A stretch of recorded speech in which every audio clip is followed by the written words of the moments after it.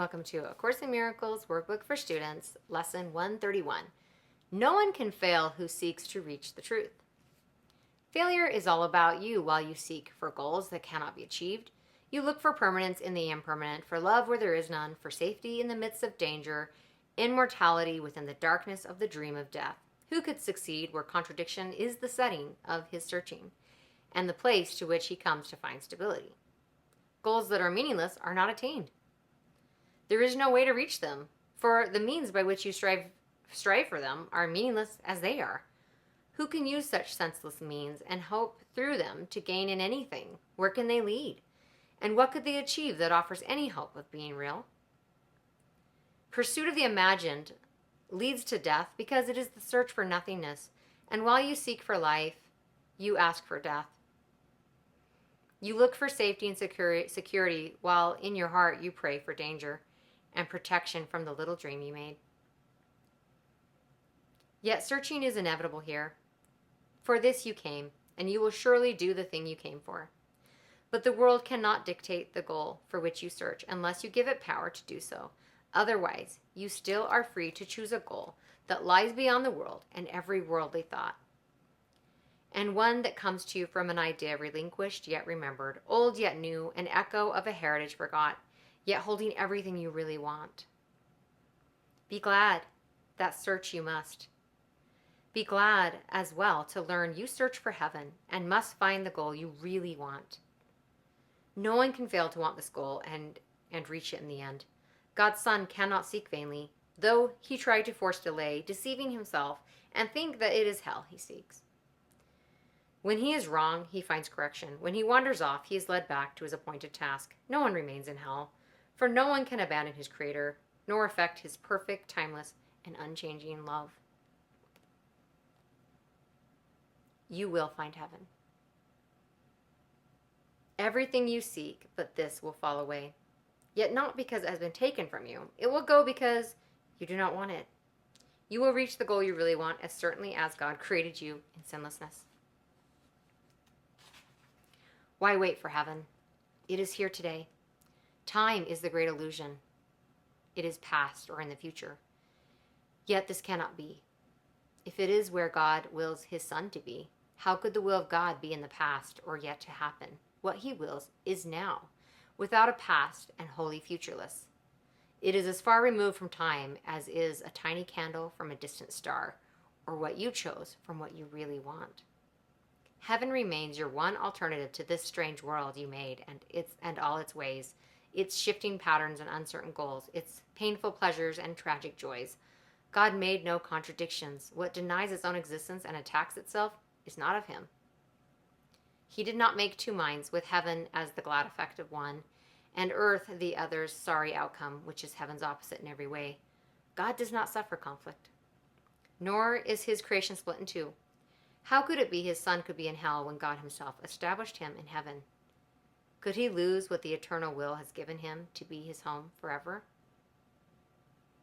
Let us not try longer to impose an alien will upon God's single purpose. He is here because he wills to be, and what he wills is present now, beyond the reach of time. Today we will not choose a paradox in place of truth. How could the Son of God make time to take away the will of God? He thus denies himself and contradicts what has no opposite. He thinks he made a hell opposing heaven, and believes that he abides in what does not exist, while heaven is the place he cannot find. Leave foolish thoughts like these behind today, and turn your mind to true ideas instead. No one can fail who seeks to reach the truth. And it is truth we seek to reach today. We will devote 10 minutes to this goal 3 times today, and we will ask to see the rising of the real world to replace the foolish images that we hold dear, with true ideas arising in the place of thoughts that have no meaning, no effect, and neither source nor substance in the truth. This we acknowledge as we start upon our practice periods. Begin with this. I ask to see a different world and think a different kind of thought from those I made. The world I seek, I did not make alone. The thoughts I want to think are not my own. For several minutes, watch your mind and see. Although your eyes are closed, the senseless world you think is real. Review the thoughts as well which are compatible with such a world and which you think are true. Then let them go and sink below them to the holy place where they cannot enter, where they can enter not. There is a door beneath them in your mind, which you could not completely lock to hide what lies beyond. Seek for that door and find it, but before you try to open it, remind yourself no one can fail who seeks to reach the truth. And it is this request you make today. Nothing but this has any meaning now. No other goal is valued now nor sought. Nothing before this door you really want, and only what lies past it do you seek. Put out your hand and see how easily the door swings open with your one intent to go beyond it. Angels light the way so that all darkness vanishes, and you are standing in a light so bright and clear that you can understand all things you see.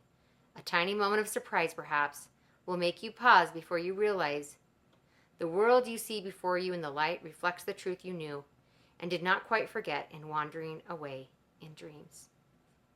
You cannot fail today.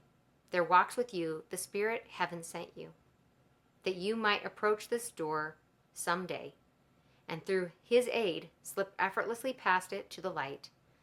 Today, that day has come.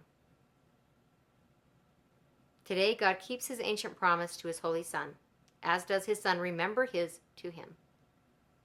This is a day of gladness, for we come to the appointed time and place where you will find the goal of all your searching here and all the seeking of the world, which end together as you pass beyond the door.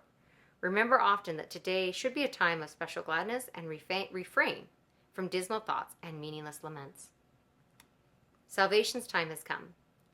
Today is set by heaven itself to be a time of grace for you and for the world. If you forget this happy fact, remind yourself with this. Today, I seek and find all that I want. My single purpose offers it to me. No one can fail who seeks to reach the truth. It's a really beautiful lesson, and it's such a beautiful, poignant reminder that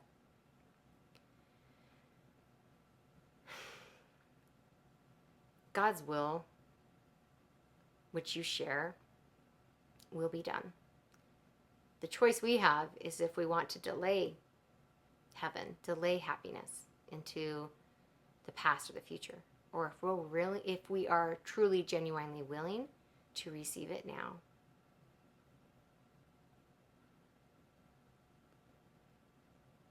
The past is gone. It does not perceptually exist, and the future is not here. It does not perceptually exist other than in imagination. But God's love, God's joy, the truth, those abide in the present moment. Thank you for joining me today, and I will see you tomorrow for lesson 132. See you then.